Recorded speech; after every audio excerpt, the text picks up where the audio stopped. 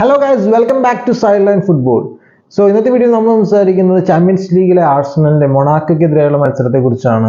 ആഴ്സണലിന്റെ home match ആയിരുന്നു, Emirates സ്റ്റേഡിയത്തിൽ വെച്ച് നടന്ന മത്സരമായിരുന്നു. സോ കുറച്ച് ദിവസങ്ങൾ മുന്നോട്ട് നോക്കുകയാണെങ്കിൽ കഴിഞ്ഞ വീക്കെൻഡിൽ ആഴ്സണലിന്റെ പ്രീമിയർ ലീഗിലെ മത്സരം ഫുൾഹാമായിട്ടുള്ള എവേ മത്സരം അത്ര നല്ലൊരു റിസൾട്ടിലല്ല അവസാനിച്ചത്, ഒരു ഡ്രോയിലാണ് അവസാനിച്ചത്. അതേപോലെ ആഴ്സണലിന്റെ പെർഫോമൻസും അത്യാവശ്യം ക്വസ്റ്റ്യൻ ചെയ്യപ്പെട്ടായിരുന്നു. സോ ഈ ഒരു മത്സരത്തിലേക്ക് മിഡ് വീക്കിലി ഒരു ചാമ്പ്യൻസ് ലീഗ് പോരാട്ടത്തിലേക്ക് വരുമ്പോൾ മൊണാക്കോ അത്യാവശ്യം ഫ്രഞ്ച് ലീഗിൽ അത്യാവശ്യം സ്ട്രോങ് ആയിട്ട് നിൽക്കുന്ന ഒരു ടീം തന്നെയാണ്. സോ അവർക്കെതിരെയുള്ള പെർഫോമൻസ് ആഴ്സണലിന്റെ എത്രത്തോളം മികവുറ്റതായിരിക്കും എന്നുള്ള കാര്യത്തിലൊക്കെ ചെറിയ ക്വസ്റ്റ്യൻസ് ഒക്കെ ഉണ്ടായിരുന്നു. പക്ഷേ ഈ സംശയങ്ങൾക്ക് ഒന്നും ഒരു ഗ്യാപ്പും കൊടുക്കാത്തൊരു പെർഫോമൻസ് ആയിരുന്നു ആഴ്സണലിന്റെ. 3-0 എന്ന സ്കോർ ലൈനിൽ ഒരു കംഫർട്ടബിൾ വിക്ടറി, ഈസി വിക്ടറി എന്ന് ഞാൻ പറയുന്നത്, പക്ഷേ കംഫർട്ടബിൾ വിക്ടറി ആയിരുന്നു ആഴ്സണൽ എമിറേറ്റ്സ് സ്റ്റേഡിയത്തിൽ നേടിയെടുത്തത്. സോ ഇനി മത്സരത്തിലെ ലൈനപ്പ് കാര്യങ്ങളിലേക്കൊക്കെ നോക്കുകയാണെങ്കിൽ അതിനു മുമ്പ് പറയണം, ആഴ്സണലിന്റെ ബുക്കായോ സാക്കയുടെ ഒരു മാസ്റ്റർ പെർഫോമൻസ് തന്നെ ഈ ഒരു മത്സരത്തിൽ എടുത്തു പറയണം. അത് ആദ്യമേ എടുത്തു പറയേണ്ട ഒരു കാര്യമാണ്. 2 ഗോളും ഒരു അസിസ്റ്റുമാണ് ബുക്കായോ സാക്ക ഈ ഒരു മത്സരത്തിൽ വെച്ചത്. ഹാട്രിക്ക് ജസ്റ്റ് മിസ് എന്ന് വേണമെങ്കിൽ പറയാം. സോ ഇനി ലൈനപ്പ് കാര്യങ്ങളൊക്കെ നോക്കുകയാണെങ്കിൽ ഒരു 4-3-1 ഫോർമേഷനിലാണ് മൊണാക്കോ എമിറേറ്റ്സ് സ്റ്റേഡിയത്തിലെ ടീമിനെ ഇൻ പേപ്പർ അണിനിരത്തിയിരുന്നത്. എനിവേ ആഴ്സണൽ അവരുടെ സ്ഥിരം 4-3-3 ഫോർമേഷനിലായിരുന്നു. ഈ ഒരു ഫോർമേഷനിൽ എനിക്ക് വളരെ സർപ്രൈസിങ്ങും വളരെ സന്തോഷവും തോന്നിയത്, ആസ് എ ആഴ്സണൽ ഫാൻ എനിക്ക് വളരെ സന്തോഷം തോന്നിയൊരു കാര്യം എന്താണെന്ന് വെച്ച് കഴിഞ്ഞാൽ ആ ലെഫ്റ്റ് ബാക്ക് പൊസിഷനിലാണ്. സോ നമുക്ക് കഴിഞ്ഞ മത്സരത്തേക്ക് ഫുൾഹാമായിട്ടുള്ള മത്സരത്തേക്ക് നോക്കിക്കഴിഞ്ഞാൽ ഓൾറെഡി സിഞ്ചക്കോയും കലഫിയറലും ഇഞ്ചേർഡ് ആയതുകൊണ്ട് ആ ഒരു പൊസിഷനിലേക്ക് ജൂലിയൻ ടിംബറിനെയാണ് ഇറക്കിയിരുന്നത്. റൈറ്റ് ബാക്കിൽ നിന്ന് ജൂലിയൻ ടിംബറിനെ ലെഫ്റ്റ് ബാക്കിലേക്ക് മാറ്റിയായിരുന്നു. പക്ഷെ ഈ ഒരു മത്സരത്തിൽ ലൂയിസ് കെല്ലി 18 വയസ്സുള്ള അക്കാഡമി പ്രൊഡക്റ്റിനെയാണ് മിക്കേൽ ആർട്ടറ്റ വിശ്വസിച്ച സ്ഥാനം ഏൽപ്പിച്ചത്. ഫൈനലി ആർട്ടറ്റയ്ക്ക് ലൂയിസ് കെല്ലിക്ക് ഒരു അവസരം സ്റ്റാർട്ടിംഗ് ലൈനപ്പിൽ തന്നെ കൊടുക്കാൻ തോന്നി. അതും ഒരു നല്ലൊരു ചാമ്പ്യൻസ് ലീഗ് പോരാട്ടത്തിൽ തന്നെ അത് ലൂയിസ് കെല്ലിക്ക് ഒരു അവസരം കിട്ടി എന്നുള്ളതാണ്. ഒരു സ്ട്രോങ് മാച്ച് തന്നെ, സ്ട്രോങ് ഒപ്പോണന്റിന് എതിരെ തന്നെ ആ ഒരു അവസരം ലൂയിസ് കെല്ലിക്ക് കിട്ടി എന്നുള്ളതാണ്. അതേപോലെ ഇനിയിപ്പോൾ റൈറ്റ് ബാക്കിലേക്കൊക്കെ നോക്കുകയാണെങ്കിൽ ഓൾറെഡി തോമസ് പാർട്ടി തന്നെയാണ്. ഇനി എന്തായാലും ബെൻ വൈറ്റ് തിരിച്ചു വരുന്നവരെ ആ ഒരു പൊസിഷൻ വലിയ മാറ്റം ഉണ്ടാവുമെന്ന് തോന്നുന്നില്ല. അതുകൊണ്ട് തന്നെ മിഡ്ഫീൽഡിൽ ഡെക്ലാൻ റൈസാണ് നമ്പർ 6 പൊസിഷനിൽ, ഡിഫൻസീവ് മിഡ്ഫീൽഡ് പൊസിഷനിൽ കളിച്ചത്. അതേപോലെ ലെഫ്റ്റ് മിഡ്ഫീൽഡറായിട്ട് മിക്കേൽ മെറീനോയും സ്റ്റാർട്ടിംഗ് ലൈനപ്പിൽ ഉണ്ടായിരുന്നു. ആൻഡ് ഹാവേർട്സ് ബെഞ്ചിലായിരുന്നു. സോ ഗബ്രിയേൽ ജീസസ് ആണ് ആസ് എ സ്ട്രൈക്കർ സ്റ്റാർട്ട് ചെയ്തത്. സോ ഒരു കംഫർട്ടബിൾ വിക്ടറി ആയിരുന്നെങ്കിലും ആഴ്സണലിലും ഇതിലും ഈ ഒരു മത്സരത്തിലും കുറച്ച് ടോക്കിംഗ് പോയിന്റ്സ് ഒക്കെ പറയാനുണ്ട്. സോ ആദ്യം പോസിറ്റീവായിട്ട് തന്നെ നമുക്ക് തുടങ്ങാം. Bukayo Saka red hot form. ആഴ്സണലിന്റെ അറ്റാക്കിങ്ങിൽ ഒരു മേജർ പില്ലർ തന്നെയാണ് ഈ പ്ലെയർ. ഇപ്പോൾ ബുക്കായോ സാക്ക ഇല്ലാണ്ട് ആഴ്സണലിന്റെ ഒരു അറ്റാക്ക് ഈ അടുത്ത കാലത്ത് നിന്ന് ഇമാജിൻ ചെയ്ത് പോലും എടുക്കാൻ പറ്റാത്ത ഒരു പൊസിഷനിലേക്ക് താരം ഇപ്പോൾ ക്ലബിൽ എത്തി എന്നുള്ളതാണ്.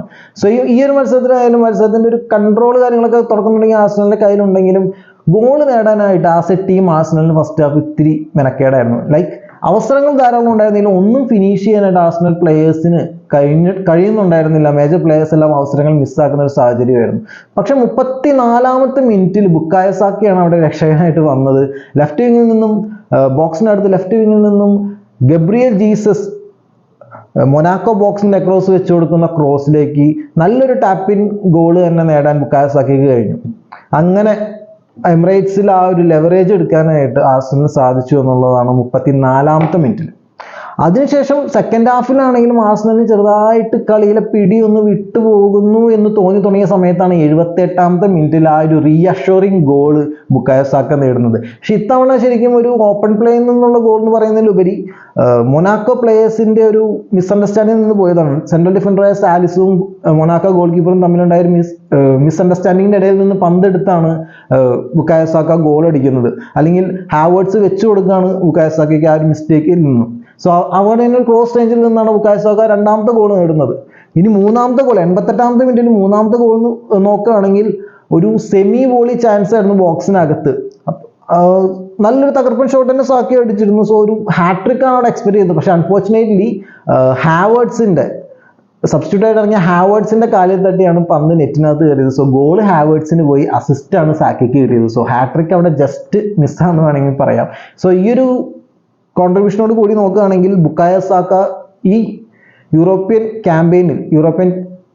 ചാമ്പ്യൻസ് ലീഗ് ക്യാമ്പയിനിൽ 5 മത്സരം 4 ഗോളും അതേപോലെ 2 അസിസ്റ്റും ഓൾറെഡി നേടിക്കഴിഞ്ഞു. സോ വളരെ ഗോൾ ഒരു അസിസ്റ്റ് ഇല്ലാണ്ട് സാക്കയ്ക്ക് ഇപ്പോൾ സാക്കിയുള്ള മത്സരത്തിൽ ഒരു ഗോളോ അസിസ്റ്റ് അദ്ദേഹത്തിന്റെ ഭാഗത്ത് നിന്ന് ഉണ്ടാവും ഇപ്പോൾ ആഴ്സണലിന് വേണ്ടി. അതാണ് അവസ്ഥ. ഇനി മറ്റൊരു പോസിറ്റീവായിട്ടൊരു ഇമ്പാക്റ്റ് ഈ മത്സരത്തിൽ കൊണ്ടുവന്നൊരു പ്ലെയറാണ് ലൂയിസ് കെല്ലി. എന്തുകൊണ്ടാണ് മിക്കേൽ ആർട്ടറ്റ ഇത്രയും നാൾ ഈ പ്ലെയറിൽ വിശ്വാസം അർപ്പിക്കാതിരുന്ന ലെഫ്റ്റ് ബാക്ക് പൊസിഷനിൽ എന്നുള്ളത് ഇപ്പോഴും ഒരു ചോദ്യചിഹ്നമാണ്. എനിവേ കിട്ടിയ അവസരം ചെക്കൻ നന്നായിട്ട് വിനിയോഗിച്ചു എന്നുള്ളതാണ്. ഫസ്റ്റ് ഹാഫിൽ, സെക്കൻഡ് ഹാഫിലേക്ക് അധികം നേരം അദ്ദേഹത്തിന് നിൽക്കാൻ കഴിഞ്ഞില്ല, സബ്സ്റ്റിറ്റ്യൂട്ട് ചെയ്തിട്ട് അദ്ദേഹത്തിന് മാറേണ്ടി വന്നു ജൂലിയൻ ടിംബറോ ആയിട്ട്. ബട്ട് ഫസ്റ്റ് ഹാഫിൽ ഇദ്ദേഹത്തിന്റെ performance as an inverted full back ആയിട്ട് തന്നെയാണ് അദ്ദേഹം കളിച്ചത്. ആൻഡ് നല്ലൊരു പെർഫോമൻസ് തന്നെ ചെക്കൻ വെച്ചു എന്നുള്ളതാണ് ഈ ഒരു മത്സരത്തിൽ. നല്ല കൺട്രോൾ, നല്ല കോൺഫിഡൻസും, ആ ഒരു ഡിഫൻഡേഴ്സ് വളയുന്ന സമയത്ത് പോലും അദ്ദേഹത്തിന്റെ ആ പ്ലെയറിന്റെ ഒരു കോൺഫിഡൻസ് ഒക്കെ ഈ ഒരു ചെറുപ്രായത്തിൽ തന്നെ എടുത്തു പറയേണ്ട ഒരു കാര്യമാണ്. സോ ആർസണലിന് തീർച്ചയായും ആ ഒരു ലെഫ്റ്റ് ബാക്ക് പൊസിഷനിൽ ഒരു മുതൽക്കൂട്ടാവാൻ പോകുന്ന പ്ലെയർ തന്നെയാണ് Lewis Kelly. First goal Saka നേടിയ ആർസണലിന്റെ ഫസ്റ്റ് ഗോൾ പ്രീ അസിസ്റ്റ് വെക്കുന്നത് ലൂയിസ് കെല്ലിയാണ്. ലൂയിസ് കെല്ലി ആ ഒരു മൊനാക്കോ ഡിഫൻസിനെ ബ്രേക്ക് ചെയ്തുകൊണ്ട്, ആ ഒരു ഡിഫൻസ് ഞാൻ ബ്രേക്ക് ചെയ്ത് പ്ലേയേഴ്സിനെ നടുക്കുക കൂടിയാണ് ഗബ്രിയേൽ ജീസസിന് റണ്ണിന് ആ പന്ത് വെച്ച് കൊടുക്കുന്നത്. ഒരു പെർഫെക്റ്റ് ത്രൂ ബോൾ തന്നെ അദ്ദേഹം അവിടെ വെച്ച് കൊടുക്കുന്നുണ്ട്. സോ ആ ഒരു പ്ലെയറിന്റെ എബിലിറ്റി അവിടെ ഷോക്കേസ് ചെയ്യപ്പെടുകയാണ് ഫസ്റ്റ് ഗോളിനായിട്ട്. ടോട്ടലി ഒരു നല്ല പെർഫോമൻസ് ആണ് ലൂയിസ് കെല്ലി ഒരു മത്സരത്തിൽ കാഴ്ചവെച്ചു എന്ന് പറയാം. എനിവേ ഇനി വരുന്ന മത്സരങ്ങൾ എനിക്ക് തോന്നുന്നു കാലഫിയോറി ഒരു ഇഞ്ചുറി കഴിഞ്ഞ് തിരിച്ചെത്തുന്നവരെ മേ ബി ഒരു മേജർ പ്ലെയർ ആയിട്ട് ലെഫ്റ്റ് ബാക്ക് പൊസിഷനിലേക്ക് കൺസിഡർ ചെയ്യപ്പെടാനുള്ള സാധ്യത ഇനി എന്തായാലും ലൂയിസ് കെല്ലിക്ക് ഉണ്ട് എന്നുള്ളതാണ്. ഇനി മറ്റൊരു പോസിറ്റീവ് ഇമ്പാക്റ്റ് ഈ മത്സരത്തിൽ കൊണ്ടുവന്നൊരു പ്ലെയറാണ് ഡെക്ലാൻ റൈസ്. സാധാരണ തോമസ് പാർട്ടി മിഡ്ഫീൽഡിൽ കളിക്കുമ്പോൾ തോമസ് പാർട്ടി ആയിരിക്കും ആ ഡിഫൻസീവ് മിഡ്ഫീൽഡ് പൊസിഷനിൽ നമ്പർ 6 പൊസിഷനിൽ കളിക്കാറ്. കുറച്ചുകൂടി ലെഫ്റ്റ് മിഡ്ഫീൽഡർ ആയിട്ടാണ് ഡെക്ലാൻ റൈസ് വരാറ്. കുറച്ചുകൂടി അറ്റാക്കിംഗ് ഡ്യൂട്ടീസ് ആയിരിക്കും ഡെക്ലാൻ റൈസിന് വരാം. പക്ഷേ ഈ ഒരു മത്സരത്തേക്ക് നോക്കുകയാണെങ്കിൽ നമ്പർ 6 പൊസിഷനിൽ ഡെക്ലാൻ റൈസാണ് കളിച്ചത്. ആൻഡ് എനിക്ക് തോന്നുന്നു ആ ഒരു ലെഫ്റ്റ് മിഡ്ഫീൽഡർ പൊസിഷനേക്കാളും എന്തുകൊണ്ടും ഡെക്ലാൻ റൈസ് കുറച്ചും കൂടി ശോഭിച്ചത് നമ്പർ 6 പൊസിഷനിലാണ് ഇപ്പോൾ ഈ കഴിഞ്ഞ മത്സരത്തിൽ ഡിഫൻസീവ് മിഡ്ഫീൽഡറായിട്ട് കളിക്കുമ്പോൾ. കാരണം നല്ല രീതിയിൽ ഡിഫൻസീവ് ബാലൻസ് കീപ്പപ്പ് ചെയ്യാനും അതേപോലെ പ്രോഗ്രസീവായിട്ട് ബോളുകൾ കൊടുക്കാനും ഡെക്ലാൻ റൈസ് നല്ല രീതിക്ക് സാധിക്കുന്നുണ്ട്. സോ എനിവേ തോമസ് പാർട്ടിയാണ് നമുക്ക് ആർസണൽ ടീമിൽ ആ ഒരു പൊസിഷനിലേക്കുള്ള ഒരു സ്റ്റാർട്ടിംഗ് ഓപ്ഷൻ എന്ന് പറയുന്നത്. സോ മേ ബി തോമസ് പാർട്ടിയുടെ അൺഅവൈലബിലിറ്റി വരുമ്പോൾ ആ ഒരു പൊസിഷൻ ബെറ്റർ ആയിട്ട് വളരെ നന്നായിട്ട് തന്നെ ഡീൽ ചെയ്യാൻ ഡെക്ലാൻ റൈസിന് സാധിക്കുമെന്നുള്ളത് അദ്ദേഹം ഈ ഒരു മത്സരത്തിൽ നല്ല തെളിവായിട്ട് കാണിച്ചു എന്നുള്ളതാണ്. ഇനി പറയാനുള്ളത് കുറച്ച് നെഗറ്റീവ് എന്ന് പറയാനായിട്ട് കാര്യമായിട്ടില്ലെങ്കിലും ചെറിയ കൺസേണിങ് ഫാക്ടേഴ്സും കൂടി ഷെയർ ചെയ്യേണ്ടതുണ്ട്. അതിലെടുത്ത് പറയുന്ന ഒരു കാര്യം എന്ന് പറയുന്നത് ആർസണലിന്റെ ഗോൾ അടിക്കാനുള്ള വിമുഖതയാണ്. ശരിക്കും ഫസ്റ്റ് ഹാഫിൽ അത് തെളിവായി കണ്ടൊരു കാര്യമാണ്. കാരണം ഒരുപാട് അവസരങ്ങൾ ആർസണൽ ക്രിയേറ്റ് ചെയ്തു. അത് നോക്കുകയാണെങ്കിൽ ലെഫ്റ്റ് വിങ്ങറായ ഗബ്രിയേൽ മാർട്ടിനെല്ലി ഒരു നല്ലൊരു അവസരം വേസ്റ്റ് ചെയ്യുന്നുണ്ട്. അതേപോലെ ഗബ്രിയേൽ ജീസസിന് 2 നല്ല അവസരങ്ങൾ കിട്ടിയിരുന്നു. 2ഉം ഗോൾ കീപ്പർ സേവ് ചെയ്യായിരുന്നു. ക്യാപ്റ്റനായ മാർട്ടിനോട് കാരണം വൺ ഓഫ് ദി ബെസ്റ്റ് അവസരം തന്നെ കിട്ടിയതാണ്. പക്ഷെ അദ്ദേഹം പുറത്തേക്കാണ് അടിച്ചു കളഞ്ഞത്. സോ അങ്ങനെ അവസരങ്ങൾ ഒരുപാട് ക്രിയേറ്റ് ചെയ്യുന്നുണ്ടെങ്കിലും ഒന്നും ഫിനിഷ് ചെയ്യാൻ ആർസണൽ ടീം പ്ലേയേഴ്സ് ബുദ്ധിമുട്ടുന്ന ഒരു സാഹചര്യം കണ്ടായിരുന്നു. സത്യം പറഞ്ഞാൽ ഫസ്റ്റ് ഹാഫിൽ ബുക്കായോ സാക്കയുടെ ഗോൾ വന്നതാണ് ആർസണലിന് കുറച്ചെങ്കിലും ആശ്വാസം ഉണ്ടായത്. അല്ലെങ്കിൽ ഫസ്റ്റ് ഹാഫിലേക്ക് പോകുമ്പോൾ ആർസണൽ വളരെയധികം നിരാശയിൽ ഡഗ്ഔട്ടിലേക്ക് കയറിപ്പോണ്ടി വന്നതിനെ. സ്റ്റിൽ എനിക്ക് തോന്നുന്നു ഫസ്റ്റ് ഹാഫ് കഴിയുമ്പോൾ ആർസണൽ പ്ലേയേഴ്സ് നിരാശയിലായിരിക്കും. ഒന്നിൽ കൂടുതൽ ഗോളുകൾ അടിച്ച ആ ഒരു മത്സരം അവിടെ സീൽ ചെയ്യാൻ തന്നെ ആർസണലിന് കഴിയണമായിരുന്നു. പക്ഷെ അത് കഴിഞ്ഞില്ല. ആൻഡ് നവഡേസ് അതൊരു പാറ്റേൺ ആയിട്ട് വന്നു തുടങ്ങി. ഫസ്റ്റ് ഹാഫിൽ അവസരങ്ങൾ ക്രിയേറ്റ് ചെയ്യുക, പക്ഷേ പ്ലേയേഴ്സ് അത് മിസ് ചെയ്യുക. ആൻഡ് സെക്കൻഡ് ഹാഫിലേക്ക് അനാവശ്യമായ പ്രഷറിലേക്ക് പോവുക, കാര്യങ്ങളൊക്കെ ഫുൾ ഹാമിലുള്ള മത്സരത്തൊക്കെ നമ്മളത് കണ്ടതാണ്. സോ ഇത് അനാവശ്യമായിട്ട് പോയിന്റ് ഡ്രോപ്പിലേക്കും കാര്യങ്ങളിലേക്കൊക്കെ ലീഗ് സിസ്റ്റത്തിൽ ഇനി വരാൻ ചാൻസ് ഉള്ളൊരു പാറ്റേൺ ആണത്. സോ അതിൽ നിന്ന് ആർസണൽ ഉടനെ തന്നെ ഒന്ന് ബ്രേക്കായി വരണം. കിട്ടുന്ന അവസരങ്ങൾ കറക്റ്റായി മുതലാക്കുക. മത്സരം ഏർലി സ്റ്റേജിൽ തന്നെ സീൽ ചെയ്യാൻ പറ്റുമെങ്കിൽ അത്രയും ബെറ്റർ ആയിട്ട് അത് ചെയ്യുക എന്നുള്ളത് ആർസണൽ പ്ലേയേഴ്സ് ശ്രദ്ധിക്കേണ്ട ഒരു കാര്യമാണ്. ആ ഒരു പാറ്റേൺ ബ്രേക്ക് ചെയ്യുന്നത് വളരെ നന്നായിരിക്കും എന്നുള്ളതാണ്. ഇനി രണ്ടാമത്തെ കാര്യം എന്ന് പറയുന്നത് ആർസണലിന്റെ ലെഫ്റ്റ് വിങ് തന്നെയാണ്. ഇപ്പോൾ റൈറ്റ് വിങ്ങിൽ കൂടെ ബുക്കായോ സാക്കയും ഒഡഗാർഡും എല്ലാം നല്ല രീതിയിൽ മുന്നേറുമ്പോൾ ഈ ലെഫ്റ്റ് വിങ്ങിൽ മാർട്ടിനെല്ലി ആയാലും ട്രോസാർഡ് ആയാലും അത്ര കാര്യമായിട്ടൊരു impact as compared to the right wing കൊണ്ടുവരുന്നില്ല എന്നുള്ളത് ഡേ ബൈ ഡേ ഒരു കൺസേണിങ് ഫാക്ടർ ആയിക്കൊണ്ടിരിക്കുകയാണ്. മാർട്ടിനെല്ലിയുടെ പെർഫോമൻസിന് അത്ര അങ്ങോട്ട് അടിച്ചമർത്തുന്നില്ലെങ്കിലും സ്റ്റിൽ റൈറ്റ് വിങ്ങിൽ നിന്ന് വരുന്ന അറ്റാക്കിംഗ് കോൺട്രിബ്യൂഷൻസിനെ വെച്ച് നോക്കുമ്പോൾ ലെഫ്റ്റ് ബാക്ക് ഈ ഒരു മത്സരത്തിനും അത്ര കാര്യമായിട്ട് ലൗഡ് ആയിരുന്നില്ല എന്നുള്ളതാണ്. അതിൽ എടുത്തു പറയുന്ന ഒരേ ഒരു പോസിറ്റീവ് ഫാക്ടർ എന്ന് എനിക്ക് തോന്നിയത് മിക്കേൽ മെറീനോന്റെ പ്രസൻസ് ലെഫ്റ്റ് മിഡ്ഫീൽഡ് ആ ഒരു ലെഫ്റ്റ് വിങ്ങിൽ കുറച്ചും കൂടി ചലനങ്ങൾ ഉണ്ടാക്കാൻ ഹെൽപ്ഫുൾ ആയിരുന്നു എന്നുള്ളതാണ്. ബട്ട് സ്റ്റിൽ അതിൻ്റെ ഒരു ഫ്രൂട്ടീഷൻ സ്റ്റേജിലേക്ക് കൊണ്ടുവരാനായിട്ട് പ്ലേയേഴ്സിന് കഴിഞ്ഞില്ല. അതിപ്പോൾ മാർട്ടിനെല്ലി ആണെങ്കിലും അതിന് പകരക്കാരനായി വന്ന ട്രോസാർഡിനാണെങ്കിലും അത്ര വലിയൊരു ഇമ്പാക്റ്റ് മത്സരത്തിലേക്ക് കൊണ്ടുവരാൻ ആ ലെഫ്റ്റ് വിങ്ങിൽ നിന്ന് സാധിച്ചില്ല എന്നുള്ളതാണ്. അതേപോലെ ഈ ഒരു മത്സരത്തിന് നല്ലൊരു അവസരം കിട്ടിയിട്ടും അതൊന്ന് കറക്റ്റായി ഉപയോഗപ്പെടുത്താൻ കഴിയാതെ പോയ ഒരു പ്ലെയറാണ് ഗബ്രിയേൽ ജീസസ് എന്ന് പറയുന്നത്. സാധാരണ യൂഷ്വലി ഹാവേർട്സ് ആണ് ആസ് എ സ്ട്രൈക്കർ സ്റ്റാർട്ട് ചെയ്യാറ്. സോ ഗബ്രിയേൽ ജീസസിനായിട്ട് കിട്ടിയ അവസരം ഗബ്രിയേൽ ജീസസ് അത്ര നന്നായിട്ട് മുതലാക്കിയെന്ന് പറയാൻ പറ്റില്ല ആസ് എ സ്ട്രൈക്കർ.